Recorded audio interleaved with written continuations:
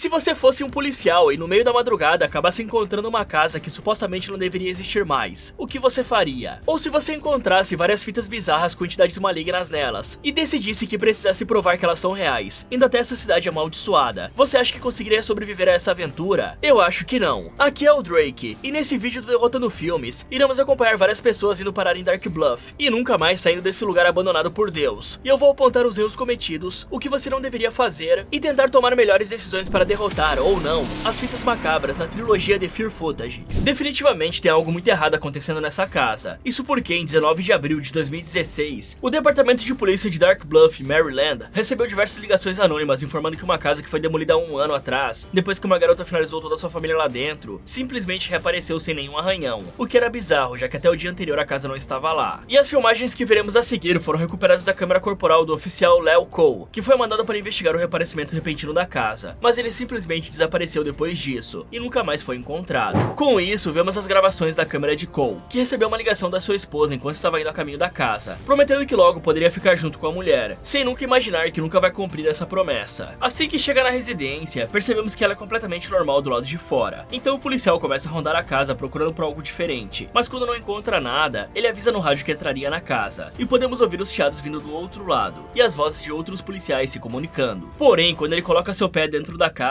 os sons começam a embaralhar como se o sinal não conseguisse entrar ali. E aí Cole pega sua arma e grita que estava entrando para qualquer pessoa na casa conseguir ouvir. Com isso, o cara tenta acender alguma luz para enxergar melhor, mas aparentemente nenhum interruptor funciona, até que o som da televisão ligando chama sua atenção. E ao lado dela tinha um aparelho antigo de fita cassete, com uma estranha fita ejetada que tinha o nome de A Filmagem do Medo. E curioso, o policial decide colocar a fita para tocar, sem nem imaginar que está cometendo o pior erro da sua vida. Ok, tem muita coisa estranha e errada acontecendo aqui. Esse lance de uma casa surgir do nada é realmente algo que deve ser analisado com cautela junto do governo da cidade, para checar se de fato houve uma demolição na residência naquele lugar. E o departamento deveria solicitar a todas as redondezas imagens de câmeras de segurança para tentar ver em que momento a casa reapareceu e como isso aconteceu, já que eles não sabem direito o que está havendo, e podem estar enviando Cole para uma armadilha, já que uma casa não é construída em um único dia, e essa história está muito estranha. A segunda coisa, galera, é que esses policiais dificilmente patrulham ou atendem chamados durante a noite, sem estar junto de um parceiro. Isso ocorre porque a madrugada é onde a maior parte dos crimes acontecem, como assaltos, roubos e etc. E enviar um oficial sozinho até essa localidade é no mínimo uma atitude muito irresponsável. Até porque existe um parceiro para dar cobertura e se comunicar com a central caso tenha algum confronto armado, além de solicitar reforços para seu companheiro caso ele seja ferido em ação. E finalmente o terceiro erro, o Cole não pode simplesmente invadir uma casa sem um mandato policial, ou uma causa provável, que no caso seria algo que justificasse a invasão, como um som de tiro ou um pedido de socorro, por exemplo. E digamos que entrar em uma casa que parece estar completamente vazia não é o ideal, né? Já que nas chamadas apenas falaram que a casa reapareceu, ninguém mencionou sons de disparos ou gritos de socorro. A atitude correta nesse exato momento seria pedir reforços e fazer uma checagem na área para tentar encontrar as pessoas que moravam ali, já que elas podem ter sido sequestradas, assaltadas ou foram vítimas de algum crime hediondo. Fora o fato de que ele não estranhou que nenhuma luz da casa acende, mas a televisão e o videocassete funcionam normalmente, e ele nem imaginava que assistir essa fita vai ser o pior erro da sua vida. Na primeira filmagem, conhecemos Brandon, um garoto que iria fazer aniversário no dia seguinte, e por isso estava fora de casa se divertindo com a câmera que ganhou da sua mãe. E esse menino com certeza deve querer ser um youtuber, porque não tem explicação para ele estar gravando tudo dessa maneira. Porém, enquanto se divertia, sua mãe pede para que ele volte para casa, pois à noite iria cair uma forte tempestade. E então, o menino vai para o seu quarto jogar videogame, até que sua mãe aparece avisando que iria dormir, e pedindo que ele não tivesse pesadelos essa noite, porque é exatamente assim que você evita que seu filho tenha pesadelos, né? O problema é que enquanto brincava com a câmera, o garoto viu um noticiário na televisão informando que alguns avistamentos de palhaços bizarros estavam acontecendo por todo o país, o que estava deixando as autoridades muito preocupadas. Mas quando achava que aquilo era só mais uma notícia sensacionalista, Brandon olha pela janela e vê um palhaço bizarro acenando para ele. Assustado, o garoto vai até o andar de baixo procurar pelo mascarado, e quase teve um treco ao vê-lo tentando abrir a porta. Completamente em choque, a criança vai até o andar de cima chamar sua mãe para contar o que viu. Mas a mulher não acredita no filho e diz que se ele ficasse lhe incomodando, iria cancelar a festa no dia seguinte. Sem escolhas, o menino volta para o seu quarto, até que escuta barulhos estranhos no andar de baixo e corre para chamar a sua mãe, implorando para ela checar. Só que pouco tempo depois da mulher descer as escadas, a energia cai, deixando todos na completa escuridão. Apavorado, Brandon tenta gritar pela sua mãe, que não responde de forma nenhuma, até que ele vê alguns dedos se esgueirando para fora do banheiro. Mas quando ia gritar, sua mãe aparece, dizendo que a tempestade deve ter estourado a caixa elétrica, e por isso as luzes se apagaram. Então ela pede para o menino desligar a câmera e voltar para o seu quarto, sem nem imaginar que estava cometendo o pior erro da sua vida. Antes de ir para o quarto, o garoto checa o banheiro para ver se tinha algo, e depois fica esperando sua mãe voltar, enquanto ouvia batidas bizarras vindo de dentro da casa. Logo a sua mãe retorna e ordena que ele vá dormir e pare com essa história de palhaço, pois já estava ficando velho para isso. Mas ao fundo podemos ver um mascarado se esgueirando pela casa. Mais tarde naquela mesma noite, Brandon ouve batidas e pega sua câmera para ver o que estava acontecendo, encontrando o Jack in the Box na sua porta. Assustado, ele corre para chamar sua mãe, mas vê que ela tinha simplesmente desaparecido. Com medo, ele começa a procurar pela mulher, até que ouve a voz dela lhe chamando no andar de baixo. Mas quando ia descer, ele vê os balões vermelhos subindo em direção ao teto, e o palhaço macabro indo na sua direção. Apavorado, o menino se tranca no closet para tentar se proteger, mas continua ouvindo a voz da mãe lhe chamando, e sem pensar muito, Brandon segue o som, encontrando a mulher finalizada com seu corpo lhe esperando para uma festa surpresa. E aí o Brandon tenta escapar, mas o palhaço aparece e começa a persegui-lo, fazendo o garoto derrubar a câmera. Então ouvimos seus gritos, e a última coisa que vemos é o palhaço levando Brandon embora em uma espécie de transe, para nunca mais ser encontrado por ninguém. Bom, esse caso dos palhaços assassinos ficou muito famoso em 2016, pessoal. Vocês devem se lembrar daquele tanto de youtubers se fantasiando com máscaras assustadoras de palhaço, para ir atrás de alguns cliques. Além dos malucos que faziam isso apenas por diversão para assustar os outros, se é que isso é diversão. O problema é que esse fenômeno causou uma onda de pânico no mundo todo, e deixou vários adultos preocupados e crianças traumatizadas. Mas esse acontecimento também nos dá uma noção do ano em que essa gravação estava se passando. Esse negócio dos palhaços começou de forma misteriosa, e seu primeiro avistamento significativo ocorreu em agosto de 2016, em Greenville, na Carolina do Sul, quando crianças disseram ter visto palhaços tentando atraí-las para a floresta. Esses relatos logo se espalharam, com pessoas em outros estados afirmando ter visto palhaços assustadores, em locais como ruas desertas, áreas residenciais e perto de escolas, o que pode ter sido mais um efeito manada ou uma histeria coletiva, que deu início ao surto. Mas como tragédias dão muito dinheiro, a mídia rapidamente começou a cobrir esses eventos, o que gerou ainda mais atenção e histeria em massa. E embora alguns desses encontros tenham sido desmentidos como boatos ou pegadinhas, outros foram documentados, e houve até mesmo casos em que pessoas foram presas por se vestir de palhaço e causar distúrbios. Mas conforme a atenção da mídia e o interesse do público diminuíram, as aparições começaram a se tornar menos frequentes, principalmente porque as autoridades começaram a tratar essas ocorrências com mais seriedade, e muitas pessoas foram desencorajadas a continuar quando prisões e agressões aos palhaços começaram a acontecer, o que prova que sair por aí assustando os outros nem sempre vai acabar bem. E apesar do fenômeno ter se dissipado, ele deixou um impacto duradouro na cultura popular, sendo lembrado como um exemplo de histeria coletiva alimentada por redes sociais. Isso porque, pessoal, não há registros confirmados de assassinatos diretamente relacionados aos avistamentos de palhaços bizarros durante o fenômeno de 2016, pelo menos não nos Estados Unidos. A maioria dos incidentes envolvendo esses palhaços foi composto por relatos de avistamentos, ameaças e, em alguns casos, agressões menores e vandalismos. Mas houve muitos relatos falsos e rumores que circularam nas redes sociais, sugerindo que os palhaços estavam envolvidos em crimes violentos, mas a maioria dessas histórias foi desmentida ou nunca confirmada.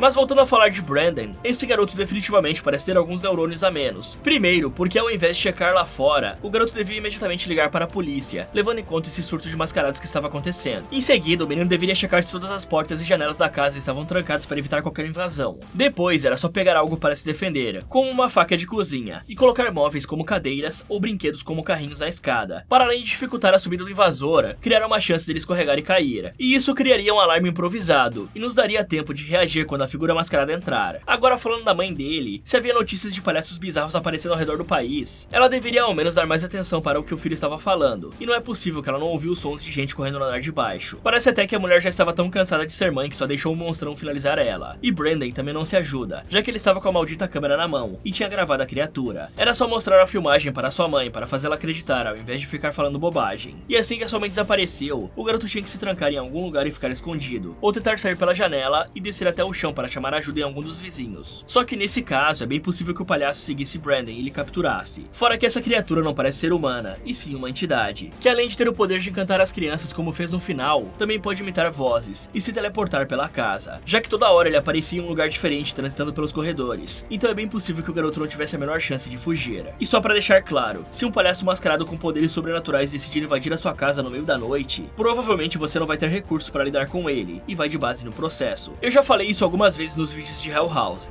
Depois de assistir essa filmagem bizarra, Cole escuta ruídos vindo dos quartos, e explorando os cômodos da casa, ele avista um papel que parecia ter sido escrito por uma criança, onde dizia quarto da Megan, não entre. Mas ignorando esse recado estranho, o homem entra no local e encontra o diário da Megan jogado no chão. E mesmo com vários avisos para não ler o seu conteúdo, o policial não consegue aguentar a curiosidade e abre as páginas. Na primeira, a menina fala que ela e sua família se mudaram para uma nova casa tão grande que ela poderia se perder nela, o que era bom, pois seu aniversário de 14 anos estava chegando daqui a 2 meses, e que estava feliz por sua avó ter ido junto com eles, e esperava esperava que fizesse muitos amigos na escola. Uma semana depois de se mudarem, a menina foi limpar seu quarto e achou uma fita estranha. Então ela disse que vai esperar seus pais dormirem para poder assistir, e que estava feliz porque fez vários amigos novos na escola. Alguns dias se passam, e a garotinha desabafa sobre estar ouvindo vozes assustadoras em sua casa, desde que assistiu a fita, e que independente do que fale, seus pais não acreditam nela. Além disso, a menina fala que estava se sentindo doente, e que tinha que ficar tomando remédios para conseguir dormir. Mas alguns dias se passam, e os pais decidem levar a garota em um terapeuta, pois as vozes estavam pedindo que ela fizesse coisas horríveis com a sua família, mas ela não queria, e esperava que o terapeuta pudesse ajudar a fazer as vozes pararem. E por fim, Megan pede que se alguém tivesse contato com a fita, não assistisse de forma alguma. Tarde demais, né? Mas infelizmente o destino da garota foi muito ruim, já que ela dizia na última página que a terapia não estava ajudando, e as vozes estavam ficando cada vez mais fortes e altas. Por isso ela iria finalizar sua família aquela noite, usando a arma do seu pai, pois as vozes diziam que assim todos eles iriam viver num lugar melhor juntos para sempre. E depois disso ela vai esconder o corpo de todos no armário da casa, junto com seu próprio corpo. Após ler isso, Cole tenta contatar a central, mas o rádio parece que não estava funcionando. Então, como um bom policial, só que não, ao invés de sair e chamar reforços e a perícia para analisar a possível cena do crime, o cara decide continuar investigando o local. Ok, esse definitivamente é o policial mais incompetente que eu já vi. Isso porque ele acaba de entrar numa casa bizarra, onde todos os moradores desapareceram. Em seguida, bilhetes começam a aparecer misteriosamente, indicando que de fato tem alguém ali com ele, fora a fita bizarra que ele encontrou, que provavelmente foi a mesma que Megan descreveu em seu caderno. E então o cara encontra um antigo diário que contém evidências irrefutáveis. E ao invés de sair daquela maldita casa e pedir por reforços para checar os armários da casa em busca dos tais corpos que a menina descreveu nas páginas, e claro, checar o resto da casa para ver quem deixou aquilo ali, pois isso não estava no quarto antes, ele simplesmente não faz nada e continua vendo a fita. Ou esses filmes mexeram com o cérebro dele, deixando Cole numa espécie de transe, ou ele definitivamente é muito burro, principalmente porque seu rádio estava sem sinal. E se acontecesse algo com ele dentro da casa, não daria para pedir ajuda. E como ele está o tempo todo de costas para os cômodos da casa, vidrado na televisão, seria muito fácil para quem deixou os bilhetes pegar ele desprevenido e finalizar o cara. Ou coisa pior, né? Sem contar que esse tipo de crime que aconteceu na casa seria do conhecimento de toda a corporação, porque apesar de ter muitos crimes violentos hoje em dia, um desses seria lembrado pela população do local. Tanto é que um dos caras que ligou para a emergência citou que a casa onde as mortes aconteceram apareceu do nada. Dando play na segunda fita, conhecemos James, um daqueles lunáticos que gostam de perseguir fenômenos naturais como tornados, tempestades, redemoinhos e furacões. Tudo para publicar no seu site chamado Storm Stalkers, ou Perseguidores de Tempestades no nosso bom português. E de quebra ficar famoso fazendo isso. Um dia ele vai até a casa do seu amigo Jay, que era o cérebro das operações, responsável por mapear as áreas onde eles faziam a caça da próxima tempestade. Além disso, Jay lhe mostra o novo equipamento que criou, um fone de ouvido que não só servia como comunicador, mas também gravava cenas de quem estava usando o aparelho, permitindo que o cinegrafista ficasse com as mãos livres para fazer qualquer coisa. Impressionado, Jay pede para seu amigo colocá-lo, pois assim conseguiriam obter filmagens de ângulos diferentes. E depois de arrumar todo o equipamento, a dupla parte até a casa do terceiro integrante do time, o Alex, que conta sobre como seu irmãozinho fica muito chateado e preocupado quando ele sai de casa, mas que logo iria voltar para levá-lo num passeio e animar um pouco o pequenino. Com isso, o pessoal viaja por horas até o condado de Evans, onde estavam rastreando uma supercélula, que era um vento muito raro de acontecer à noite, mas também era extremamente perigoso, já que era uma tempestade explosiva, um fenômeno que deixava quase todo o time bem apavorado. Então, o cara pede que os viewers torçam para que eles voltem em segurança.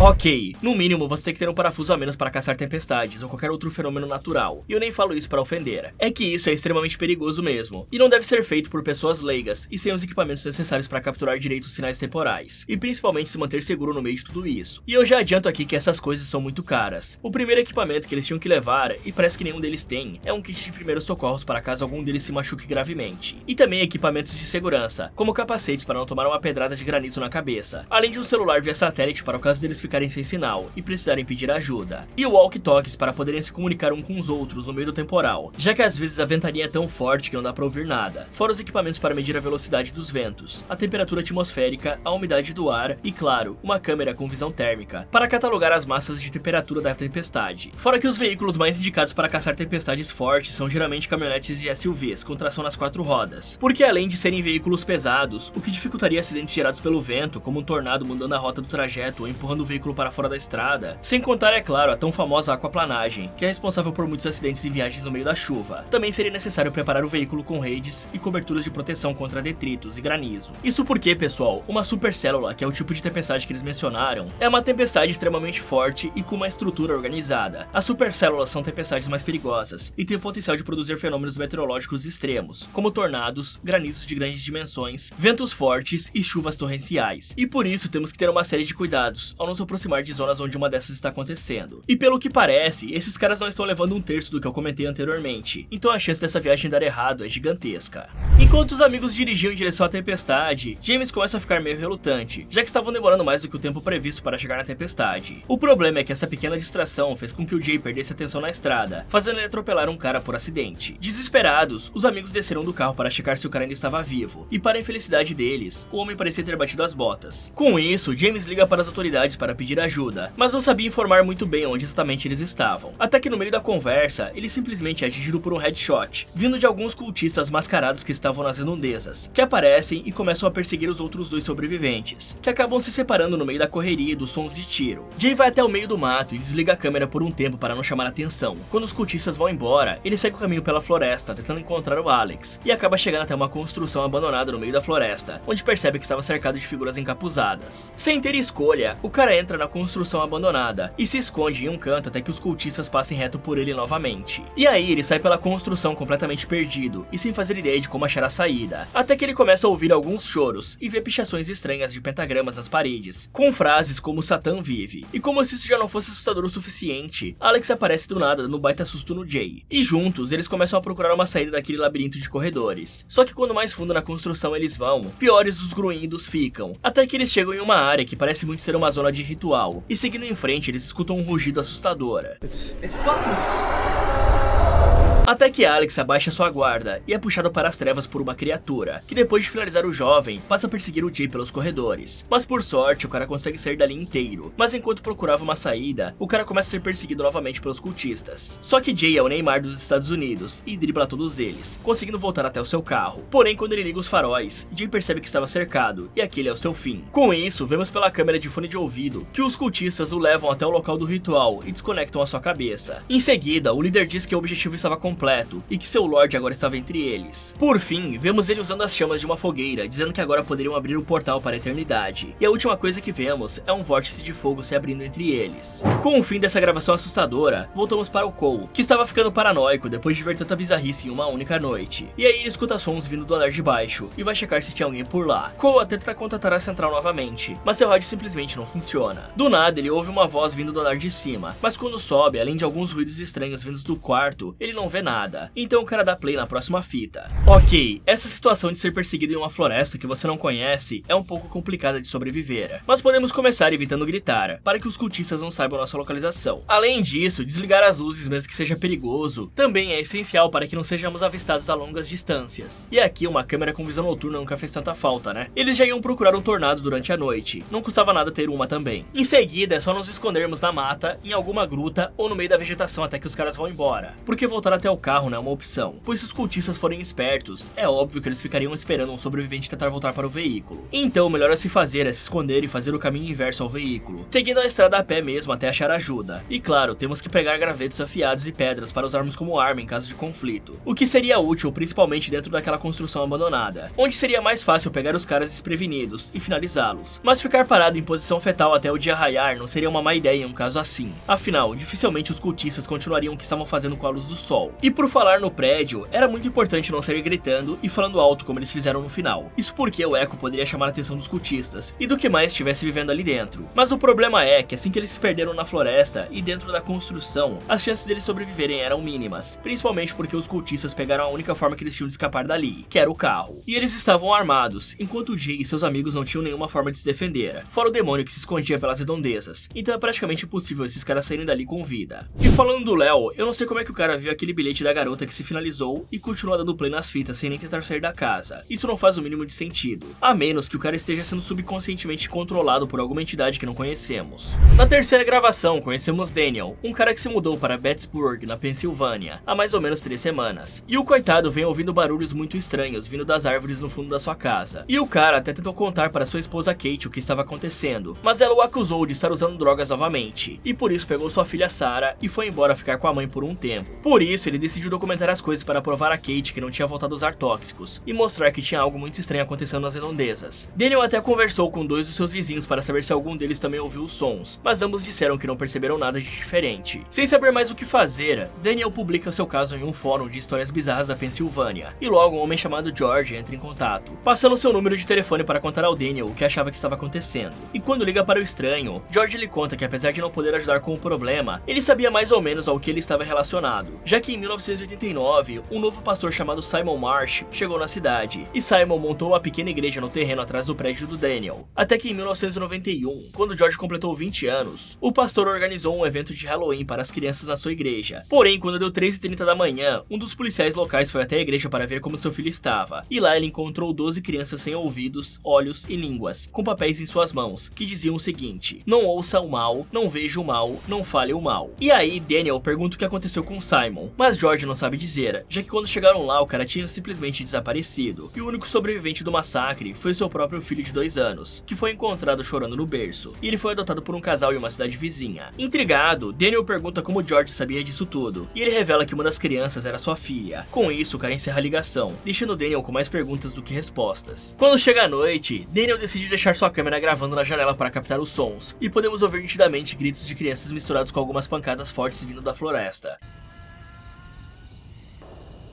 Então, quando amanhece e o cara vai checar as filmagens, o homem percebe que os barulhos pareciam cada vez mais perto da sua janela do que nas noites anteriores, e decide que era hora de achar evidências concretas sobre o caso antes de confrontar a sua esposa. Então, com algum tempo de pesquisa, Daniel encontra uma matéria falando sobre o tal pastor Simon, até que recebe uma ligação de Kate, perguntando se sua filha tinha esquecido a boneca favorita na casa, e o cara conta que sim, e pede para ela ir buscar pessoalmente para poderem conversar. Só que Kate recusa, pois não queria passar por todos aqueles traumas de novo. Porém, seu marido garante que não estava usando drogas e fala sobre o caso da igreja, mas isso só faz a mulher ter certeza de que o cara estava ficando doido, e desliga pedindo pra ele só conversar com ela quando parar com toda essa besteira. Bom, aparentemente o espírito do padre demoníaco ou das crianças parece estar assombrando o local, já que a manifestação espiritual em forma de batidas, sons e ruídos é a mais conhecida de todas. É uma clássica manifestação de poltergeist. E galera, mesmo não acreditando muito nessas coisas, eu não recomendo ir até um lugar amaldiçoado por nada nesse mundo. Isso porque sua simples presença no local pode supostamente irritar os espíritos e fazê-los te atacar ou assombrar, o que eu acho que não seria nada legal. Afinal, mesmo que você não acredite, não é bom testar para ver se existe, né? Mas como o objetivo de Daniel é provar sua inocência para a esposa, ele precisa adquirir provas para isso. O vídeo já seria algo, e ele poderia mandar para ela, além de pesquisar sobre os acontecimentos na internet, e mandar para a esposa. E se o cara quisesse ir realmente a fundo, ele poderia comprar alguns equipamentos para detectar presença paranormal na área, e usar isso para convencer a Kate a acreditar nele, como gravadores de voz EVP, que são capazes de captar sons que nossos ouvidos não conseguem, incluindo vozes do além, medidores de campos eletromagnéticos, já que muitos dizem que fantasmas deixam uma assinatura fantasmagórica no ambiente, que só pode ser captada por esses aparelhos, câmeras térmicas para detectar massas de temperatura se movendo no ambiente, pois acredita-se que os espíritos mudem a temperatura ao seu redor. E por fim, a tão famosa Spirit Box, que especialistas acreditam ser um aparelho capaz de captar frases e informações passadas pelas entidades. Isso tudo pode ajudar a reunir provas que ele tanto quer, mas além de todos os equipamentos serem caros, também tem o risco dos fantasmas não gostarem nada da sua presença e atacarem ele. E com algumas informações sobre o caso, o Daniel deveria pesquisá-las na internet para achar qualquer matéria ou caso semelhante. Isso junto às gravações de sons feitas pela câmera, já seria o suficiente para sua esposa ter uma ideia do que estava acontecendo, e poderia ser o bastante para provar que o cara não estava mais usando tóxicos. Afinal, o fato dele ter apenas falado para sua esposa sobre os fantasmas e assassinatos logo após ela acusá-lo de usar drogas, isso tudo sem ter mostrado nada que pudesse provar sua inocência, só contribuiu para que ela tivesse certeza de que o cara estava usando umas paradinhas. Irritado com isso, Daniel decide ir pessoalmente até a floresta para ver se encontrava os restos da igreja, mas depois de andar muito, o cara só encontra um terreno com algumas partes queimadas, e acredita que ali ficava a igreja, só que os moradores devem ter queimado o local depois dos acontecimentos, não deixando sobrar qualquer evidência. Sem respostas, Daniel volta para sua casa e encontra a porta aberta, o que deixa o cara meio preocupado, mas depois de checar todos os cômodos e não encontrar ninguém, ele fica mais tranquilo. Até que do nada, Daniel começa a passar extremamente mal sem razão nenhuma, e com medo de que algo ruim estivesse acontecendo ao seu redor, o homem coloca um alarme na porta para o caso de alguém tentar entrar, e coloca novamente a câmera na janela para captar os sons que vinham lá de fora, e podemos ouvir algo saindo da floresta e entrando no prédio de Daniel. Só que quando ele menos esperava, o alarme da porta começa a tocar, e a porta estava aberta novamente. Assustado, o homem checa todo o local para ver se encontrava alguma coisa, mas quando não vê ninguém, ele liga para a polícia pedindo ajuda, até que escuta a voz da sua filha lhe chamando do lado de fora, e dizendo que achou a origem dos barulhos. Sem pensar duas vezes, Daniel pega a lanterna e corre até a floresta, onde ele encontra a boneca da filha, jogada no meio do mato. Percebendo que talvez a garota realmente pudesse estar ali, e ouvindo sua voz lhe chamando, Daniel adentra cada vez mais na floresta. Só que quanto mais fundo na mata, mais doente o cara se sentia, a ponto de vomitar enquanto ouvia o badalar do sino de uma igreja que nem existia mais ali. E sem enxergar um palmo na sua frente, ele acaba tropeçando e derrubando a lanterna, que quebra, deixando Daniel na escuridão completa, e sem perceber a figura que lhe seguia nas sombras. Depois de caminhar por muito tempo seguindo os sons de sino, o cara acaba encontrando a igreja abandonada da qual George lhe contou. E ao ouvir a voz da sua filha vindo de dentro da construção, Daniel não hesita em invadir o local para salvar Sarah. Porém, lá dentro, ele vê um vulto se movimentando pelos corredores, e pensando que era Kate, o cara ignora as evidências de atividades paranormais, subindo as escadas e encontrando uma série de desenhos bizarros, e uma sala com um projetor tocando um desenho animado antigo. Em cima da mesa, o cara encontra um recado, dizendo o seguinte: não ouço o mal, não vejo o mal, não fale o mal. Apavorado, ele tenta ir embora, mas dá de cara com o pastor Simon. Então ele pergunta cadê sua filha, e Simon lhe revela uma verdade assustadora, pois Sarah era sua neta, já que Daniel era seu filho que viveu com ele na igreja por anos, e só foi poupado do ritual por ser muito novo e não estar pronto. Mas agora que ele voltou para casa, eles podiam terminar a profecia. Com isso, Simon parte para cima de Daniel e arranca seus olhos e língua, arrastando o cara para a escuridão, e dizendo que agora que o ritual estava completo, todos poderiam ficar juntos novamente.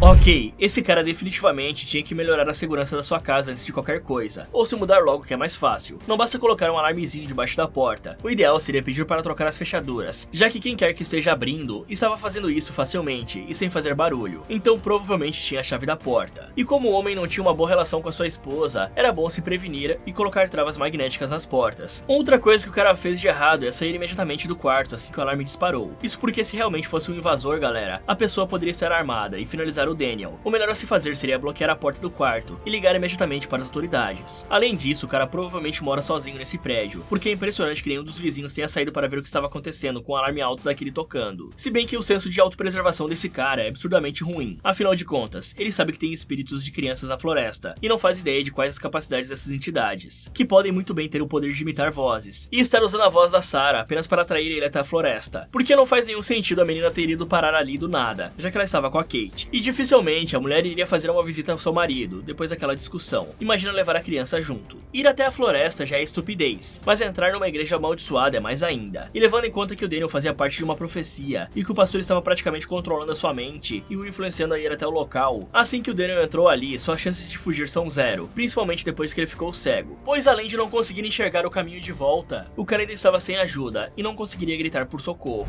Voltando ao Cole, assim que ele acaba de ouvir a última fita, o cara fica em choque com tudo aquilo. Porém, tudo piora quando o policial começa a ouvir barulhos vindo do quarto. Então ele saca sua arma e finalmente decide checar os armários para ver se alguém estava se escondendo ali. Só que os sons começam a vir da sala junto com um sussurro incompreensível. E quando se aproxima da sala, ele vê uma figura sentada na poltrona, e a criatura diz que ele não poderá sair dali nunca mais. E assustado, o homem tenta fugir pela porta, mas é teleportado para dentro da casa novamente. E com isso, percebe que estava preso em um loop, pois toda vez que ele tentava fugir pela porta, ela o teleportava para dentro da casa, até que do nada ele vai parar em um banheiro, e ao abrir a cortina do box, ele encontra o corpo de uma mulher já em decomposição. Com isso, o cara corre pela casa procurando uma saída, e chega até a garagem para tentar abrir o portão, mas o botão não funciona de forma nenhuma. Frustrado, ele começa a atirar nas paredes, mas as balas nem sequer arranham a casa, até mesmo o portão não parece ser afetado pelos tiros, então ele tenta forçar a saída usando uma pá, só que isso também não dá certo. Sem outra opção, Cole tenta quebrar a janela do carro para arrombar o portão com um veículo, mas ele quase morre de susto quando algumas mãos batem no vidro, e com medo de ser capturado, ele volta a correr pela casa, mas percebe que a figura do banheiro agora estava tocando piano ao seu lado. Então a entidade começa a perseguir o policial, que ao tentar fugir novamente, vai parar dentro de um dos quartos, onde percebe uma entidade lhe encarando no espelho, mas quando se vira não tinha ninguém, até que a porta do armário se abre, e o cara começa a ouvir um choro abafado vindo lá de dentro. Nesse momento ele diz que era policial e podia ajudar, mas que para isso precisava sair dali, só que a entidade avisa que ele não poderia ir embora, e parte para cima do oficial, que até tenta fugir, mas é transportado para outro dos quartos, onde a bateria de sua lanterna começa a acabar. Porém, seu sangue gela quando ele vê uma figura embaixo de um lençol, que se levanta revelando ser uma boneca humana macabra, que arremessa Cole para fora do quarto e esmaga sua cabeça. E a última visão que temos é da criatura bizarra que se arrasta na escuridão.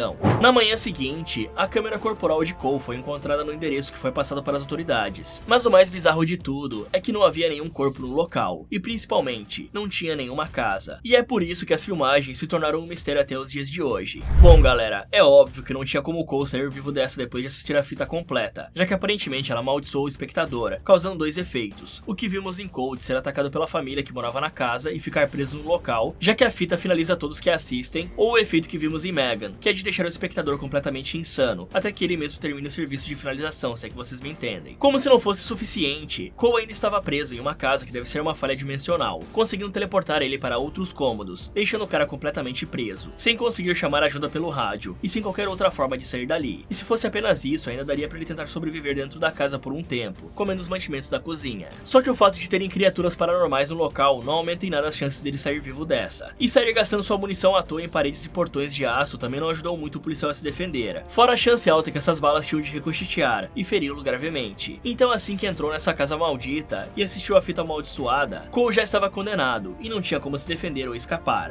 Essas filmagens que eu estou prestes a mostrar para vocês foram encontradas no distrito de Dark Bluff, em Maryland, e um dos caras que apareceu na fita era o Daniel. O problema é que agora ele estava vendo essa fita que eu acabei de contar para vocês, a fita que o policial Léo Cole viu antes de seu estranho desaparecimento que continuava sem solução. Naquela fita, vemos que Daniel tinha acabado de se mudar para a Pensilvânia com a sua esposa, mas ele começou a ouvir barulhos vindos do fundo da sua casa e ficou obcecado em descobrir o que estava causando aqueles barulhos. E sua esposa simplesmente achou que o marido tinha voltado a usar entorpecentes, já que ele era um ex-viciado, abandonando o cara e levando a filha deles embora. E para não dar spoilers, digamos que o Daniel desapareceu enquanto estava descobrindo a origem dos sons. Até que vemos o verdadeiro Daniel dizendo que nunca filmou isso, ou sequer tinha desaparecido, e que só descobriu da existência dessas filmagens porque um amigo seu comprou esse filme em um site chamado TheFearFootage.com. O problema é que Daniel nunca gravou um filme, pois sequer era atora, e o desaparecimento de Léo Cole, apesar de ser real, nunca teve qualquer ligação com o careca. Assustado com isso, e vendo que não tinha nenhuma informação sobre a produtora dessa obra, o homem decide começar a procurar por informações das outras pessoas que apareciam na fita para saber se todas estavam bem, e principalmente se elas tinham conhecimento sobre estarem no filme. E após muito tempo procurando, o cara consegue o contato de James, o cara da fita Stormstalkers, e pergunta se ele conhecia a Jay e Alex. Só que o rapaz conta que apenas conhecia a Alex, pois nunca tinha ouvido falar de um Jay, e não tinha nenhum amigo com esse nome. E aí o Daniel pede para se encontrarem para mostrar o restante da fita. Ele manda diversos e-mails pro James provando que estava falando a verdade, e não era um psicopata querendo marcar um encontro. Afinal de contas, ligar para um completo desconhecido do nada, falando sobre uma fita macabra, onde os dois aparecem sem nunca terem se visto na vida real, é meio difícil de acreditar. Bom galera, ou o Daniel é meio burro, ou ele é completamente inocente. Isso porque se o careca queria conseguir contato com as pessoas da fita para conseguir mais pessoas que pudessem lhe ajudar a descobrir o que estava acontecendo, o melhor jeito de fazer isso era ligando para elas e pedindo um e-mail para enviar o vídeo, ou pelo menos as partes em que elas apareciam. Porque ligar para completos estranhos tentando marcar um encontro pessoalmente é muito esquisito. E as pessoas poderiam ficar alarmadas achando que o Daniel era algum tipo de traficante de órgãos, sequestrador ou um assassino. Outra tática que poderia dar certo também é baixar o arquivo da fita para ter uma cópia e depois levar essas gravações para a justiça, alegando que estavam usando a sua imagem sem consentimento. E já que Daniel não era uma pessoa pública, as autoridades teriam que fazer uma investigação a fundo para acharem os responsáveis por essa filmagem, como aquele site que ele comentou. Em seguida, ele deveria ligar para o tal departamento de Dark Bluff para perguntar sobre o ocorrido, já que ele nem sabe se o desaparecimento de Léo Cole é real, ou apenas mais uma invenção daquela fita. E por isso que informação nesse momento é a coisa mais importante, galera. E como estamos na era da tecnologia, Daniel poderia publicar sua história e as fitas no Reddit, 4chan, Twitter, sim, ele pode usar, ou no Instagram, e pedir ajuda das pessoas para investigar essa história bizarra. Assim ele teria muito mais ajuda, de pessoas talvez mais experientes que ele no assunto. E eu tenho certeza que como a internet é curiosa e adora um mistério, ele teria uma legião de pessoas trabalhando para ajudá-lo a descobrir tudo, o que facilitaria aí muito a sua vida. Além de, claro, ter mais chances de encontrar todas as pessoas que aparecem naquela fita e saber se elas estavam bem. Depois de muitos e-mails trocados e de James ter certeza que Daniel não queria colocá-lo em uma banheira com gelo, os três marcam um encontro para poder averiguar essas fitas juntos. E enquanto assistiam, James e Alex ficam completamente chocados sem entender o que estava acontecendo. E aí Daniel tenta explicar tudo o que sabia sobre o desaparecimento de Léo Cole, sobre o caso bizarro desse oficial realmente ter sumido após ir investigar uma casa demolida, que reapareceu intacta apenas um ano depois da sua destruição, que ocorreu porque naquele lugar uma garotinha chamada Megan finalizou toda a sua família, e a fita que sumiu com o policial é a mesma onde os três apareciam. Mas James fala que se isso tudo fosse verdade, iria aparecer em algum jornal ou algo do tipo. Só que Daniel fala que provavelmente alguém estava tentando encobrir alguma coisa macabra, pois aparentemente essa filmagem feita pela bodycam de Cole foi vazada por um dos seus colegas de trabalho sem a permissão do departamento. E o careca avisa que queria ir até Maryland para checar essa história e descobrir o que estava acontecendo. Nesse momento, Alex começa a pensar que Daniel é louco, ou que estava tentando enganar ele e seu amigo para conseguir alguma coisa. Por isso, Alex se recusa a participar dessa idiotice. James até tenta convencer seu amigo a ficar para descobrirem o que estava acontecendo, mas como Alex estava realmente achando isso tudo muito estranho, ele vai embora sem olhar para trás. E como James não queria sair sozinho numa viagem com um completo estranho, ele também pulou fora da missão. 2 dias depois desse encontro, Daniel estava arrumando suas coisas para partir em direção a Maryland, pois não iria conseguir descansar sem saber a verdade por trás daquela fita, pois essa foi a coisa mais estranha que já aconteceu na sua vida. Porém, quando estava acreditando que teria que fazer tudo sozinho, o careca recebe uma ligação de James, dizendo que assistiu a fita dezenas de vezes, e precisava encontrar respostas de como ele foi parar naquela fita maldita, mas ele conta que seu amigo Alex definitivamente não iria participar dessa aventura. Com isso, os dois combinam de se encontrar, pois Daniel já tinha alugado um hotel em Maryland para ficar até descobrirem alguma coisa. Então, na manhã seguinte, James vai até a casa de Daniel e pergunta se ele realmente iria filmar isso tudo. Então, o careca fala que queria documentar aquele processo todo, senão ninguém iria acreditar nele. Com isso, ele deixa seu novo amigo entrar na sua casa, enquanto terminava de arrumar as malas. E James pergunta onde eles iriam ficar até encontrar as respostas. E aí, Daniel avisa que a cidade onde tudo começou era bem rural, e não tinha nenhum hotel, mas achou uma moça disposta a alugar uma cabana onde aparentemente outra família foi finalizada da mesma forma que a família de Megan. E Daniel achava que isso tudo estava conectado, por isso alugou o local para passar um tempo. E apesar de achar isso bizarro, o rapaz acaba aceitando, porque queria descobrir o que estava por trás dessa fita. Depois de uma longa viagem, eles finalmente se aproximam de Dark Bluff, e no caminho os dois encontram uma moça que sabia um pouco sobre a cidade, e o incidente que ocorreu com a Megan, provando que de fato aquela fita continha uma certa verdade sobre o mundo real. A mulher também conta que aquela cidade era muito estranha, pois sempre ficava cercada por uma névoa bizarra que aparecia do nada, além dos moradores esquisitos que ficavam nas redondezas. Ok, sempre uma boa ideia passar a noite em lugares onde várias pessoas morreram, né? Mas deixando a ironia de lado, de fato, James e Alex têm um ponto muito importante nisso tudo. Não dá pra saber da veracidade daquela fita, e nem acreditar nas informações que Daniel está passando, porque hoje em dia, se é possível fazer o Renato, o Júlio e o Serjão criarem a melhor forma de Minecraft juntos, através da inteligência artificial, fora a evolução bizarra que o CGI está tendo hoje em dia, podendo criar coisas extremamente realistas e até simular pessoas com uma quantidade de detalhes assustadores, é bem possível forjar algo como aquilo, galera. Então não podemos confiar muito na existência real dessa fita, e não se esqueçam que o deepfake do Tom Cruise, aquele bem realista, foi feito há 3 anos atrás. E é claro que para fazer algo assim seria necessário uma quantidade gigante de imagens. Fora que se esse incidente estivesse mesmo sendo encoberto pelo governo de Dark Bluff, ou até mesmo pelo governo dos Estados Unidos, que nem já ocorreu algumas vezes, de acordo com teorias, que dizem que os Estados Unidos têm uma divisão responsável por cuidar unicamente e exclusivamente de assuntos paranormais ou extraterrestres, e também, em teoria, essa divisão ficaria na famosa Área 51. Se for esse o caso, os dois poderiam estar indo em direção a uma armadilha mortal, fora o fato de que talvez estejam lidando com algo sobrenatural ou demoníaco. Portanto, seria muito importante se preparar bem para essa viagem, levando kits de primeiros socorros e aproveitando que eles estão nos Estados Unidos para conseguir algum armamento que pudéssemos usar para nos defender caso houvesse algum problema. Quanto à parte sobrenatural, é impossível não ver uma cidade cercada por uma névoa misteriosa e não se lembrar de Silent Hill, né, galera? E como esse mundo é praticamente a nossa realidade, e que o jogo original tem quase 26 anos desde o seu lançamento, faz total sentido que o Daniel e o James ligassem uma coisa na outra, e ficassem no mínimo preocupados. E levando em conta que estamos indo atrás de algo sobrenatural, e vimos as gravações de Léo Cole, sabemos que podemos acabar enfrentando fantasmas. Também deveríamos levar algumas coisas que pudessem nos ajudar a derrotá-los, ou ao menos nos proteger deles, para não cometer o mesmo erro que o Cole, e ir despreparado e acabar sendo finalizado. Portanto, seria interessante levar o básico, que é de fácil acesso e também não é tão caro, como facas, ferraduras ou objetos de ferro e aço, pois eles são vistos como protetores contra entidades malignas nas culturas mais antigas, como a europeia. E claro, o mais óbvio, que é o sal grosso, para fazer círculos de proteção, que é algo que tem origem de várias culturas e religiões, sendo o mais conhecido método de proteção contra fantasmas. E a água benta, que é conhecida como uma das formas mais eficientes de espantar ou ferir demônios. Isso pode não ser o suficiente para te manter vivo, mas definitivamente aumenta suas chances de sobrevivência. E numa situação dessas, qualquer preparo é útil. Com essas informações, a dupla segue caminho até perceberem uma névoa densa surgindo do nada na frente deles. E por isso, os dois percebem que estavam se aproximando de Dark Bluff. Logo eles chegam até a cabana que Daniel alugou e começam a arrumar as coisas para ficar ali um tempo. Até que James nota que naquele lugar não tinha sinal de telefone, mas o careca avisa que tinha um hotspot que funcionava no meio da floresta e que logo passaria a senha para o amigo. Em seguida, James pede para que ele lhe conte a verdade de tudo que aconteceu naquela cabana, para saber com quem estava lidando. Então, seu colega fala que alguns anos atrás, mais especificamente em 1996, uma idosa chamada Rose cuidava das crianças de Dark Bluff naquela cabana, pois possuía uma espécie de creche local. Porém, um dia ela simplesmente fechou todas as portas e janelas e quebrou um tubo do aquecedor, liberando o monóxido de carbono pela casa e finalizando todas as crianças sufocadas. Em seguida, ela foi até o lado de fora, onde deu um mergulho permanente na piscina que tinha ali perto. Porém, a mulher tinha deixado uma carta dizendo que só fez isso porque assistiu uma fita e que depois de vê-la, vozes ensurdecedoras lhe forçaram a fazer aquilo. E Daniel achava que poderia encontrar aquela fita ali na cabana. Mais tarde, a dupla vai atrás de informações interrogando várias pessoas na cidade e descobrem que antes de finalizar sua família, Megan colocou uma música vintage para tocar enquanto fazia isso. Outros contavam que ela tentou esconder os corpos nos armários da casa, mas muitos não faziam ideia do motivo dela cometer esse crime, nem da existência de uma fita maligna, ou do desaparecimento de Léo Cole, com exceção de uma idosa que conhecia o casal, mas achava que o policial tinha fugido com uma amante. Porém, ela passa o número da esposa de Cole, dizendo que poderiam ter mais informações com ela. E quando estavam prestes a desistir, eles conhecem um rapaz que sabia sobre a fita, pois quando tinha 10 anos ele tinha uma babá que lhe contava sobre uma fita maligna, que aparecia em casas aleatórias em Dark Bluff, e que ela gerava uma vontade incontrolável de assisti-la, e que se você assistisse estaria morto de qualquer forma, pois aquela fita libertava uma entidade maligna. Além disso, se você se visse na fita, quer dizer que você já estava morto. Bom, esse plano é o mais burro que eu já vi. Isso porque aparentemente eles estão atrás da fita original para poderem assisti-la, mas já ficou bem claro através de tudo que eles já ouviram até aqui, que isso é uma péssima ideia. Primeiro, porque a fita pode aparecer em lugares aleatórios da cidade, e parece que isso também acontece em períodos totalmente aleatórios, já que uma vez ela apareceu em 1996, e depois só foi aparecer de novo entre 2015 e 2016. Portanto, o esforço que esses caras teriam que fazer para encontrar esse negócio é descomunal. E tudo isso pra quê? Já que segundo todo mundo que eles encontraram, eles seriam finalizados no final, já que todos que assistem o vídeo original batem as botas. E é surpreendente que eles tenham conseguido assistir as filmagens e ficaram bem. Isso mostra que realmente não é igual ao que acontece em VHS viral, por exemplo, em que alguém transmite as fitas para as televisões do mundo todo, e qualquer um que veja o vídeo por qualquer que seja o meio ou a forma, acaba sendo finalizado. Então por que eles querem ver a fita original só para bater as botas? Isso não faz sentido nenhum. Além disso, galera, pelo que deu pra ver até agora, provavelmente o departamento de Dark Bluff está abafando o caso para impedir que as pessoas curiosas como o James e o Daniel saiam procurando essa fita e acabem batendo as botas, já que aparentemente essa fita macabra assombra a cidade há décadas, já que um dos seus avistamentos foi em 1996. Então tá na cara que o governo deve estar ciente do caso e fazendo de tudo para que ninguém mais vá atrás dessas filmagens macabras. Mas se vamos realmente fazer isso, temos que levar equipamentos que nos permitam comunicar-se com os supostos espíritos que estão na cabana, ou até na própria fita. Então era uma boa arrumar alguns equipamentos essenciais para caçar fantasmas, como a famosa Spirit Box, que nos permite entender o que os espíritos estão falando, e também o detector de campo eletromagnético, que de acordo com os especialistas na área, é capaz de identificar a presença de espíritos através de uma energia magnética que eles geram, e uma câmera com visão térmica, pois dizem que quando os fantasmas aparecem, eles mudam a temperatura ao seu redor, deixando ela mais fria. Isso tudo com certeza vai ajudar os dois a se comunicarem com as pessoas que essa fita ceifou, e quem sabe convencer os fantasmas a não finalizarem eles. Com a única opção de continuar a investigação sendo entrar em contato com a esposa do policial, Daniel liga para Nancy Cole, perguntando sobre seu marido desaparecido, mas assim que ouve sobre o assunto, a mulher desliga imediatamente. Porém, quando achavam que a investigação estava indo para um beco sem saída, eles recebem uma mensagem de Nancy pedindo para se encontrarem em um local isolado, pois não podia falar sobre isso no telefone. Sem pensar duas vezes, a dupla vai se encontrar com ela, mas tudo que Nancy diz é que os caras deveriam ir embora, pois quando seu marido desapareceu, ninguém lhe contou nada, e ela tinha certeza que algo muito errado estava acontecendo por debaixo dos panos, e implora para que os dois saiam dali antes que seja tarde demais, e pede que não entrem em contato com ela novamente. Isso tudo deixa James muito assustado, e então ele fala que se até a esposa do desaparecido estava apavorada com alguma coisa, os dois também tinham que ficar espertos. Mas Daniel acha que isso tudo é só drama e bobagem, e não quer desistir da sua busca de forma nenhuma. Mais tarde, ele e seu amigo se reúnem na frente de uma fogueira para falar do quão estranho toda aquela experiência era, e Daniel aproveita para conhecer melhor seu parceiro, perguntando o que ele fazia da vida, e James conta que estudava engenharia, mas que não tinha namorada pois preferia uma vida de solteiro. E aí, Daniel conta que o motivo de ter ficado mais intrigado com aquela fita é porque ele realmente tinha uma esposa chamada Kate e uma filha chamada Sarah. Só que o casamento dele não estava indo muito bem, e no momento sua mulher estava longe dele, e por isso o cara queria saber do máximo de coisas possíveis sobre aquela gravação, pois tinha medo de algo acontecer com a sua família. Além disso, o careca revela que sempre quis trabalhar com documentários, e por isso tinha levado a câmera, já que essa pode ser a sua oportunidade de realmente ingressar na área. Depois dessa conversa, Daniel fala que iria dormir, só que James avisa que iria ficar mais um pouco ali para terminar a sua bebida. O problema é que o rapaz acaba apagando ali mesmo, e acorda de madrugada pegando a câmera que seu amigo tinha esquecido, e voltando para a cabana. Só que no meio do caminho ele começa a escutar alguma coisa se mexendo na floresta, e Daniel chama seu nome entre as árvores, mas quando vai se aproximar, alguém grita e parte para cima do cara. Com os barulhos, o verdadeiro Daniel acorda e corre até o local para procurar seu amigo, encontrando a câmera próxima de James, que parecia estar em um transe, dizendo várias vezes que ele não poderia sair dali, enquanto batia batia na porta em sua frente. Até que um corvo bate no vidro, acordando James do seu transe. Assustado, Daniel leva o cara para dormir, e no dia seguinte pergunta ao seu colega o que tinha acontecido. Mas James não fazia ideia do que responder, e apenas conta que quando era criança, tinha ataques de sonambulismo e andava por aí à noite, tendo até se perdido em uma floresta uma vez quando possuía 10 anos. Só que o mais estranho é que ele não tinha essas crises de sonambulismo há quase 20 anos, e como se não fosse o suficiente, James ainda perdeu seus óculos nessa brincadeira. Desconfiado de toda essa história e querendo ajudar o seu amigo a encontrar seus óculos, Daniel vai até o andar de baixo ver o que tinha dentro daquela porta que James estava batendo. Mas ali dentro não tinha nada, com exceção de uma árvore de Natal embaixo de um plástico que assusta o cara, mas ele não encontra nenhum óculos ali.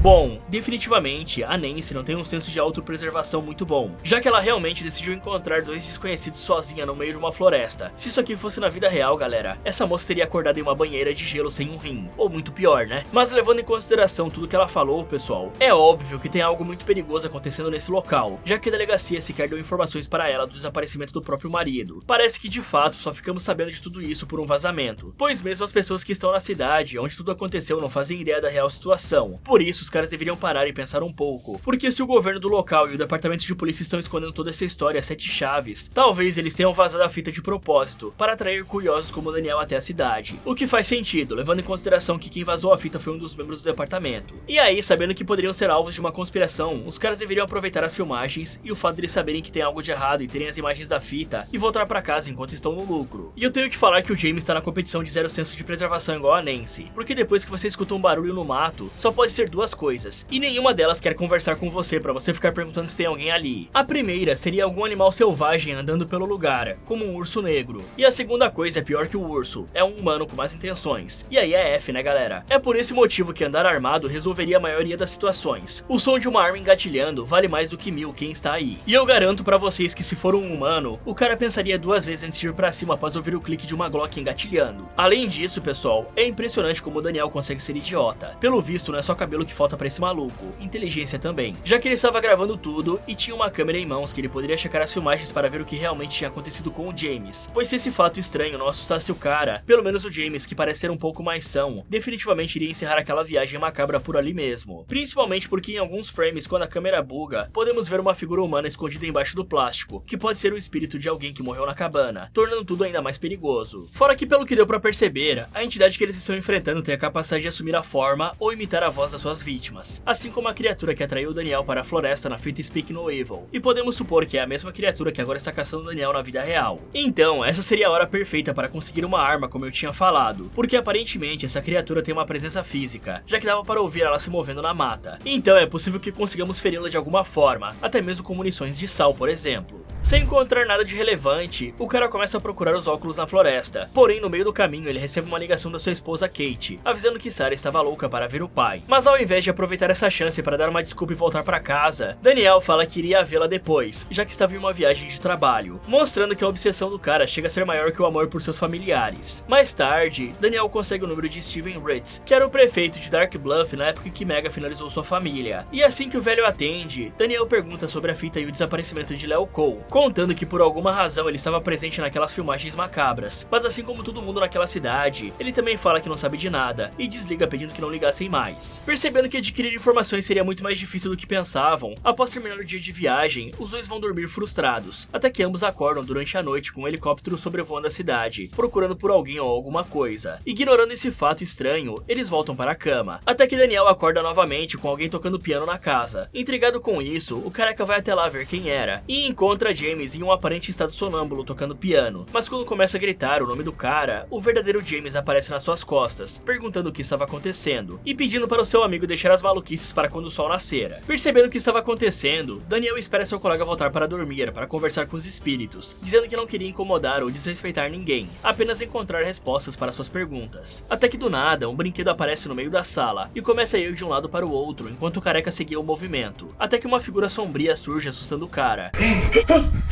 still going. Só que antes de algo ruim acontecer, James aparece pedindo que ele vá dormir logo, pois toda essa barulheira estava lhe assustando. E quando ele olha em volta novamente, o careca percebe que aquela coisa sumiu. Na manhã seguinte, Daniel fica com a melodia que aquela criatura estava tocando na cabeça. E analisando as filmagens de Leo Cole, ele percebe que a criatura estava tocando a mesma música que o policial tocou no teclado da casa da Megan. E também teoriza de que aquela figura nas sombras era o espírito de Rose. Porém, ele ainda não sabia qual era a conexão entre os dois casos. Fora que durante a noite, o cara sentiu uma mão gelada percorrendo seu rosto, e estava começando a ficar realmente assustado com tudo isso. Só que mesmo com toda essa bizarrice, Daniel não desiste, e decide levar James numa viagem até o local onde a casa de Megan reapareceu da última vez, para averiguar o que tinha lá, além de tentar achar qualquer evidência que provasse a presença de Leo Cole no local. Mas os dois não encontram absolutamente nada ali, apenas um terreno baldio. Então, James sugere que talvez a casa só aparecesse à noite, pois foi quando o policial foi até ali, e ambos concordam que a prefeitura deve ter demolido a casa para ocultar as evidências do que realmente aconteceu ali. Porém, não entendiam o porquê não fizeram o mesmo com a cabana onde eles estavam, pois a demolição aconteceu apenas um dia depois do crime. Porém, enquanto procuravam qualquer coisa que pudesse ajudá-los em sua busca, James novamente tem uma perda súbita de consciência e começa a olhar para uma árvore dizendo que eles não podiam sair dali. Porém, quando o careca se aproxima, o cara volta a si, pedindo para ir embora daquele lugar o mais rápido possível. Bom, levando em consideração que estamos em uma cidade onde o governo e a polícia estavam conspirando com uma espécie de seita ou entidade maligna, Daniel está se expondo demais, já que a todo momento ele fala para as pessoas da tal fita macabra e da verdade oculta por trás dos crimes estranhos que aconteceram na cidade. E digamos que contar que estava atrás daquela fita para alguém que já foi prefeito desse lugar amaldiçoado é muito perigoso, pois ele pode acabar sendo preso pelas autoridades ou até assassinado. Assim como aconteceu, por exemplo, no filme Frogman, onde algumas pessoas da cidade faziam parte de uma seita que adorava a criatura, e um dos policiais locais literalmente ameaçou levar os jovens presos se eles não saíssem dali. Isso somado ao fato de que tinha um helicóptero sobrevoando justamente o local onde os dois estavam, sendo que não tinha motivo nenhum para isso, já que era um local completamente afastado da cidade. E isso pode ser um indício de que talvez estejam procurando pelos rapazes. Então essa seria a hora perfeita para irem embora dali. Além disso, é impressionante como todo mundo aqui esquece que tem uma câmera gravando tudo. Se o Daniel estava com medo do seu amigo não acreditar nele, e vendo que ambos estavam correndo perigo, o cabeça de maçaneta poderia mostrar as filmagens para seu colega, e mostrar toda a bizarrice que estava acontecendo ali. Principalmente porque nesse ponto, já deu pra perceber que realmente tinha algo muito estranho acontecendo naquela cabana. E aqui, quando vemos que realmente a entidade pode assumir a forma de quem quiser, seria interessante que James e Daniel desenvolvessem um código entre si, que só eles saberiam, para evitar que a criatura enganasse eles e os finalizasse. Também seria muito útil fazer uma linha de sal grosso na porta dos quartos, e ao redor da cama onde dormiam, para evitar que alguma entidade se aproximasse deles à noite, enquanto dormiam. Pois como Daniel disse antes, ele sentia uma mão gelada no seu rosto, e é nítido que o James está possuído por alguma entidade. Então eles precisavam de qualquer artifício que mantivesse esse espírito longe deles, e levar o James até um padre para ele ser exorcizado também não seria uma má ideia. É muito melhor prevenir do que remediar, né, galera? Voltando para a cabana, Daniel faz algumas anotações sobre os incidentes envolvendo a fita, e descobre que houve pelo menos 8 deles que aconteceram naquela cidade ao longo dos anos, começando de 1980 até 2016, e se ligarem todos os pontos um ao outro, os eventos formam aquele mesmo símbolo bizarro que estava na fita em que James apareceu, a Storm Stalkers. Além disso, o que ficava no centro daquele símbolo estranho era nada menos que o cemitério da cidade de Dark Bluff, mas ambos ainda não entendiam como essas coisas se conectavam, até que pesquisando sobre, eles descobriram que alguém ou alguma coisa estava retirando os corpos das pessoas finalizadas das suas covas, e isso faz Daniel ter uma pequena noção de tudo o que estava acontecendo. Aparentemente, a fita era apenas um meio de finalizar as famílias e levar elas para o cemitério, onde alguma coisa rouba os corpos das vítimas finalizadas pela fita, para fazer algo que ainda era desconhecido. Ao ouvir isso, James também fala que as mesmas pessoas que faziam isso também podiam estar querendo atrair curiosos como eles dois, deixando Daniel sem palavras. Porém, mesmo com essa quantidade de informação, Daniel dirige até o cemitério, pedindo que seu amigo entrasse com ele ali para investigarem, mas James se recusa a arriscar tanto, deixando seu colega extremamente irritado. Sem ter escolha, Daniel ativa o modo de visão noturna e entra no cemitério sozinho, e depois de muito tempo andando entre as lápides e procurando por covas que foram violadas, o cara não encontra nada e começa a ficar assustado, querendo voltar logo para o seu carro. Só que quando ele pensa em fazer isso, o careca percebe que tinha se perdido ali dentro, por isso ele fica vagando perdido até que começa a ouvir sons vindo dos arredores. Assustado, ele tenta fugir, e no caminho acaba encontrando uma cabana abandonada. E como se não fosse suficiente os sustos que ele levou naquela noite, ele decide entrar para ver se encontrava alguma pista. Porém, lá dentro não tinha nada além de lixo e mofo. Mesmo assim, o Daniel continua explorando atrás de qualquer coisa que ajudasse em sua investigação, indo até o porão da casa, onde seu telefone começa a tocar misteriosamente com uma ligação de James, que pergunta com uma voz distorcida se Daniel conseguiria encontrá-los. Nesse momento, o homem ouve passos vindo do andar de cima e vê cartazes desaparecidos dele e de James em uma das portas, como se fosse um último aviso do que iria acontecer se os dois ficassem na cidade. E quando parecia que não podia piorar, um cultista surge caçando o careca, que consegue por muito pouco fugir e voltar para o carro. Mas o homem não conta nada disso ao seu parceiro, inteiro. Chegando em casa, Daniel fala que só tinham mais 24 horas naquela cabana, então ele tinha mais um único dia para obter respostas, e esperava que logo tudo começasse a se conectar, pois já estava completamente apavorado, e não conseguiria ir embora sem respostas. Ok, isso já está virando uma loucura, porque o Daniel sabe que tem alguma criatura ou grupo de pessoas perigosas, que usa a fita para finalizar os outros, e levar seus corpos para o cemitério, onde são desenterrados por algum propósito desconhecido, e mesmo assim ele vai até o local de noite, onde era óbvio que ele poderia acabar se perdendo, sem nem conseguir enxergar um palmo na sua frente e desarmado. Nesse ponto, se esse cara fosse finalizado, seria 100% culpa dele, já que bastava ele esperar amanhecer para conseguir explorar melhor o local, conseguindo enxergar as covas para procurar pistas, e principalmente ver se alguma pessoa ou criatura estava se aproximando dele nas sombras. Como se não fosse suficiente, ele ainda entrou naquela casa sem saber se tinha algo morando ali dentro, então o cabeça de ovo podia ter sido pego desprevenido e finalizado ali mesmo. Além disso, galera, James teria ficado mais seguro se fosse com o Daniel do que dentro do carro sozinho, pois se alguma criatura tentasse atacá-lo ali, as chances dele conseguir fugir eram poucas, e não teria ninguém para ajudá-lo a escapar, sendo que cuidando da retaguarda um do outro, lá ele, as chances deles sobreviverem eram bem maiores. E o Daniel também deveria ser mais sincero com seu amigo, mostrando filmagens do que aconteceu pra ele, e saindo daquela cabana o mais rápido possível, pois dentro do carro, o careca pergunta se seu amigo tinha ligado para ele, mas James revela que nem tinha trazido seu celular. Portanto, o que quer que tenha ligado para o Daniel, fez isso usando o telefone que ficou na cabana, e voltar pra lá seria praticamente pedir para ser finalizado. E com todas as provas que a dupla já tem em vídeo, eles poderiam facilmente publicar isso na web e expor as bizarrices que acontecem em Dark Bluff, chamando a atenção das autoridades competentes que poderiam de fato investigar a cidade e o seu governo para descobrir o que estava acontecendo, porque sozinhos, o máximo que eles vão conseguir é bater as botas. Durante a madrugada daquela mesma noite, Daniel acorda com sons estranhos do lado de fora da cabana, então ele começa a gritar pelo seu amigo James, mas não recebe nenhuma resposta. E como estava tão concentrado naquilo, ele nem sequer percebe a figura macabra se esgueirando atrás dele. Curioso com a origem desse som, Daniel pega sua câmera e sai para explorar a noite, encontrando um rastro do que parecia ser água que ele suspeita ser da piscina, o que era muito estranho, já que ninguém enchia ela há décadas por causa do acidente. Então ele segue o rastro até a piscina, mostrando que realmente tinha água no local. E quando foi checar se talvez o James tivesse caído ali em mais um ataque de sonambulismo, alguma coisa dá uma pancada na careca dele, fazendo o cara cair na água. E enquanto tentava sair dali, ele vê uma figura macabra ali encarando. Quando finalmente consegue sair da água, aquela entidade se arrasta para fora, dizendo que Daniel estava naquela maldita fita. Só que quando a criatura iria finalizá-lo, James aparece perguntando qual a razão de toda aquela barulheira e de seu colega estar encharcado. Sem querer contar a verdade para não assustar o cara, Daniel mente que estava tudo bem, e como só queria dormir, James aceita aquela resposta por enquanto. Só que no dia seguinte, depois do careca colocar um sino no caminho da piscina até a cabana para ouvir caso algo tentasse se aproximar de novo, James bate de frente com o Daniel, gritando com o cara por estarem ali há 4 dias sem terem uma resposta, e por ele estar enfiando os dois em situações cada vez mais perigosas, sem ter ideia do que realmente estava fazendo. E aí Daniel finalmente se abre com seu colega contando toda a verdade, o que só deixa o rapaz ainda mais nervoso. Então, James pede um tempo para pensar e respirar, pegando seu carro e dirigindo para longe dali. O problema é que mais tarde, o homem percebe que tinha esquecido seu celular no carro do amigo, e não tinha como se comunicar com ninguém, e nem mesmo sair dali, pois o James levou o carro. Somente à noite, o seu colega volta para a cabana, e ambos discutem novamente, com Daniel pedindo apenas mais uma noite para tentar encontrar respostas. Se depois daquela noite não achasse nada, ele concorda em desistir da caçada e ir para sua casa. Só que mais tarde, Daniel acorda com o som do sino do lado de fora, e dessa vez ele faz questão de acordar seu amigo, antes que as coisas fiquem estranhas para provar que não estava ficando louco. Porém, quando tenta acender algumas das luzes da casa, os dois percebem que estavam sem eletricidade. Juntos, eles começam a procurar pelo invasor, até que escutam alguém do lado de fora. Com isso, Daniel abre a porta, encontrando um policial do lado de fora, repetindo várias vezes: aqui é o departamento de polícia de Dark Bluff. Tem alguém aí dentro?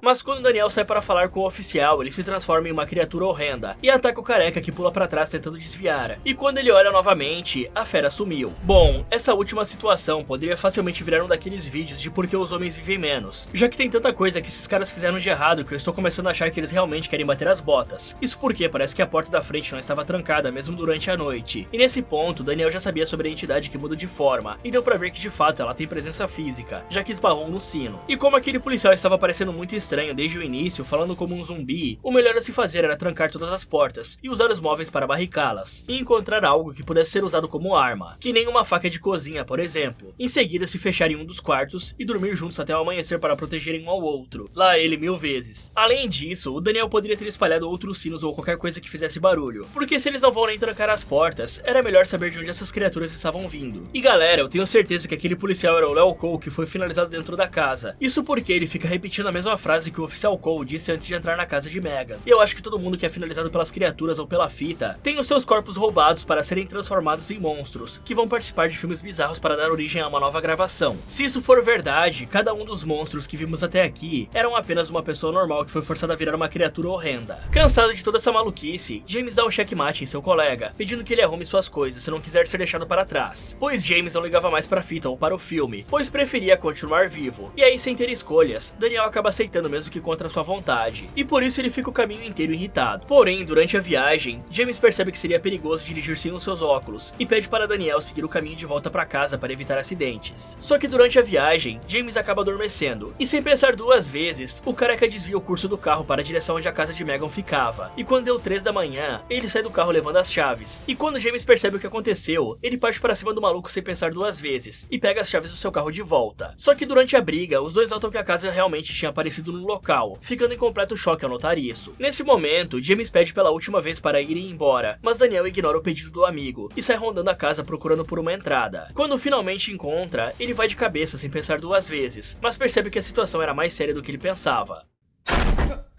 Quando a porta atrás dele se fecha, deixando o cara trancado ali dentro. E aí esse careca até tenta dar uma disfarçada gritando para os espíritos que não queria incomodar, apenas pegar a fita e ir embora sem problemas. Mas enquanto ele andava pela casa, o coitado ouve Léo Cole gritando e segue os sons, mas percebe que tinha entrado no mesmo loop que o policial antes de desaparecer. Quando nota isso, o homem tenta correr e gritar por ajuda, mas sempre que tentava sair, a porta levava ele de volta ao centro da casa, até que ele vê uma figura macabra ali olhando do canto da porta e tenta correr novamente para o quarto, e nota que na porta tinham diversos cartazes de desaparecidos. Assustado, ele abre a porta para fugir, mas encontra o corpo de Léo Cole no chão, mostrando que provavelmente aquela casa vive fora do tempo e espaço, dando para várias realidades diferentes, onde aquelas bizarrices da fita realmente aconteceram. E então ele nota uma criatura bizarra vindo em sua direção e tenta fugir de novo, voltando para o centro da casa, onde o rapaz vê James subindo uma das escadas. Ele tenta seguir o cara pedindo ajuda, mas o vê andando de uma forma horripilante até dentro do quarto, mostrando que ele estava sendo controlado por algo. E quando vai checar, o homem vê duas criaturas lhe cercando no corredor, então ele entra em um dos quartos encontrando mais cartazes de desaparecido, e tenta fugir por uma das portas, indo parar na casa de Brandon, o garotinho da primeira fita macabra. E vemos o destino do garoto, que foi transformado em um palhaço bizarro que vagava procurando sua falecida mãe. Vendo que não tinha saída, Daniel começa a entrar em pânico até que sua câmera começa a falhar, revelando outra criatura presa com ele no quarto. Com medo, o homem tenta se esconder embaixo da cama para sobreviver, mas algo invisível entra no quarto, dizendo que conseguiu ouvir o cara respirando. Com isso, o homem sai correndo e desviando das entidades indo em direção à fita macabra, e quando finalmente consegue pegá-la, o homem pula pela janela conseguindo sair da casa, mesmo que completamente ferido. Mas quando achava que ia ficar bem, ele vê sua filha Sarah se movendo no mato, e vê a menina se transformando em uma criatura bizarra que o finaliza ali mesmo, deixando a fita jogada no local da sua morte. Mais tarde, as filmagens foram encontradas e levadas para as famílias do Daniel e do James, só que ao consultarem as autoridades, descobriram algo bizarro, pois a cabana onde os dois passaram seus últimos 4 dias de vida foi demolida 23 anos antes das filmagens acontecerem. Se há uma conexão entre esse caso e o desaparecimento de Léo Cole, ainda não dá pra saber, e essa filmagem ainda permanece um mistério. E agora nós iremos ver o último azarado que encontrou as fitas. Esse coitado vai ter um destino pior do que a morte. Isso porque Dennis Rosen desapareceu enquanto gravava um vídeo de exploração urbana em Dark Bluff, Maryland, uma cidade que as autoridades descobriram ser abandonada durante suas buscas por Dennis. No local, os policiais encontraram a câmera do cara, que gravou as imagens que vamos ver a seguir. Então voltamos no tempo e vemos Dennis, um youtuber que explora lugares abandonados como escolas, hospitais e construções que deixaram de ser usadas há muito tempo. Porém, enquanto navegava pela internet, ele encontrou 2 filmes, The Fear Footage, uma fita que conta sobre Léo Cole.